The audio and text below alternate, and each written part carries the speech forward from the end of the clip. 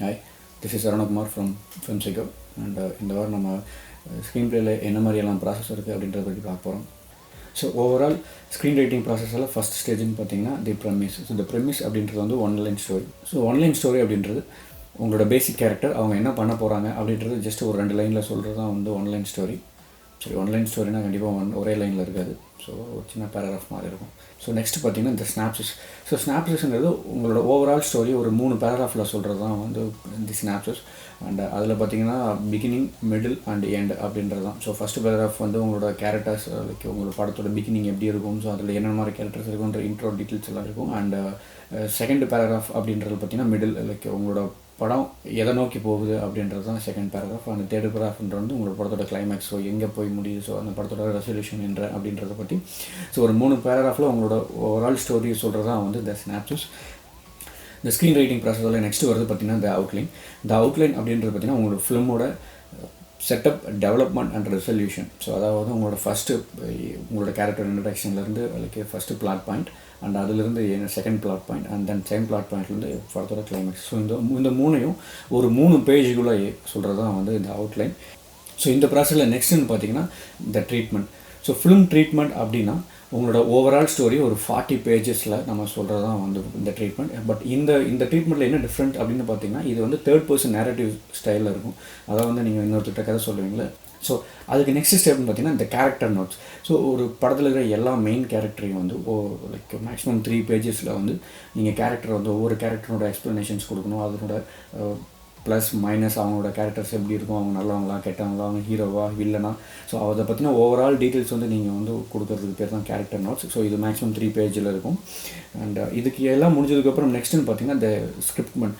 அதாவது இது வந்து ஃபிலிம் ட்ரீட்மெண்ட்டோட advanced version, total scriptment. So நீங்கள் ஒரு ஸ்க்ரீன் பிளேயோட வித்தவுட் டயலாக்ஸ் இருந்தால் எப்படி இருக்கும் அப்படின்றது தான் வந்து இந்த ஸ்கிரிப்ட்மெண்ட்ன்றது. ஸோ இது வந்து மேக்ஸிமம் 80 பேஜஸில் இருக்கும். ஸோ ஸ்க்ரீன் ரைட்டிங்கில் லாஸ்ட் ப்ராசஸ்ன்னு பார்த்தீங்கன்னா இந்த ஸ்க்ரீன் பிளே. ஸோ ஒரு படத்தோட ஸ்க்ரீன் பிளே பார்த்திங்கன்னா ஒரு 90 பேஜஸ்லேருந்து 150 பேஜஸ் வரைக்கும் இருக்கலாம். பட் 120ன்றது வந்து பேசிக். அண்ட் 120 அப்படிங்கும்போது அது 60 சீன்ஸ். ஸோ ஒவ்வொரு சீனும் 2 நிமிஷம், லைக் ஒரு படத்தோட ரன்னிங் டைமில் 2 நிமிஷம் அண்டு பேஜஸில் 2 நிமிஷம். ஸோ ஒவ்வொரு A4 ஷீட்டில் நீங்கள் லைக் அந்த அவங்க ஸ்க்ரீன் பிளேயோட ஃபார்மேட் யூஸ் பண்ணி டைப் பண்ணியிருந்தீங்க அப்படின்னா ஸோ அந்த ஒவ்வொரு பேஜும் ஒவ்வொரு ரன்னிங் டைமில் ஒவ்வொரு நிமிஷமாக இருக்கும். லைக் இதே நீங்கள் 150 அப்படிங்கும்போது 2.5 மணி நேரம் படம். ஸோ மேக்ஸிமம் தமிழ் படங்கள் பார்த்திங்கன்னா 2 மணி நேரத்துலேருந்து 2.5 மணி நேரம் வரைக்கும் இருக்கும். ஸோ இவ்வளோ நேரம் வந்து ஸ்க்ரீன் ரைட்டிங்கில் ஓவரால் ப்ராசஸை பற்றி பார்த்தோம். அண்ட் இப்போ வந்து ஸ்க்ரீன் பிளேவோட ஸ்ட்ரக்சரை பற்றி பார்ப்போம். பொதுவாக சினிமாவில் நிறையா ஸ்ட்ரக்சர்ஸ் யூஸ் பண்ணுறாங்க. பட் எல்லோரும் காமனாக யூஸ் பண்ணுற ஸ்ட்ரக்சர்னு பார்த்தீங்கன்னா 3 ஆக்ட் ஸ்ட்ரக்சர். ஸோ நான் அதை பற்றி இன்றைக்கி எக்ஸ்பிளைன் பண்ண போகிறேன். ஸோ ஒரு 120 நிமிஷம் ரன்னிங் டைமில் ஒரு படத்தை எப்படி 3 ஆக்ட் ஸ்ட்ரக்சரில் கொண்டு வருது அப்படின்றத பற்றி நான் சொல்ல போகிறேன். ஸோ ஒரு படத்தோட ஃபஸ்ட்டு 30 மினிட்ஸ் பார்த்திங்கன்னா ஆக்ட் 1. ஸோ இந்த ஃபஸ்ட்டு 30 மினிட்ஸில் நம்ம என்ன சொல்லணும் அப்படின்னா உங்களோட ஹீரோ, ஹீரோயின், காமெடியன், வில்லன் இல்லை மற்ற எந்த சப்போர்ட்டிங் கேரக்டர்ஸ் யாராக இருந்தாலும் அவங்களோட இன்ட்ரொடக்ஷன் ஃபஸ்ட்டு நம்ம கொடுத்துடணும். அந்த கொடுத்ததுக்கப்புறம் அவங்களோட ரிலேஷன்ஷிப் அப்படின்றது எல்லாத்தையுமே நம்ம எக்ஸ்பிளைன் பண்ணிடணும் அந்த ஃபஸ்ட்டு 30 மினிட்ஸில். ஸோ ஃபஸ்ட்டு 30 மினிட்ஸ் முடிஞ்சதுக்கப்புறம் அங்கே வர ஏதாவது பார்த்திங்கன்னா பிளாட் பாயிண்ட்னு சொல்லுவாங்க. So plot point 1. ஸோ அது எதுக்காக சொல்கிறாங்க அப்படின்னா ஒன்ஸ் நீங்கள் கேரக்டரோட எக்ஸ்ப்ளனேஷன் எல்லாம் சொல்லி முடிச்சதுக்கப்புறம் அதை அடுத்த லெவலுக்கு எடுத்துகிட்டு போகணும். அதாவது வந்து அந்த கேரக்டர்ஸ் எல்லாமே ஒரு கதைக்குள்ளே நகரணும் அப்படின்றது அந்த பிளாட் பாயிண்ட். ஸோ அதுதான் அந்த டிரான்ஸ்ஃபர்மேஷனால தான் அதை சொல்லுவாங்க. ஒன்ஸ் பிளாட் பாயிண்ட் 1 முடிஞ்சதுக்கப்புறம் வரப்போகிறது பார்த்திங்கன்னா ஆக்ட் 2. ஸோ இது வந்து 60 மினிட்ஸ் லென்த் இருக்கும். அதாவது உங்களோட கதையோட 30வது நிமிஷத்துலேருந்து 90வது நிமிஷம் வரைக்கும் வர எல்லாமே பார்த்திங்கன்னா ஆக்ட் 2. அண்டு இன்ட்ரோ பண்ண கேரக்டர்ஸ் எல்லாமே ஸ்டோரியில் ட்ராவல் ஆகணும். ஸோ இதை வந்து கான்ஃபரன்டேஷன் சொல்லுவாங்க.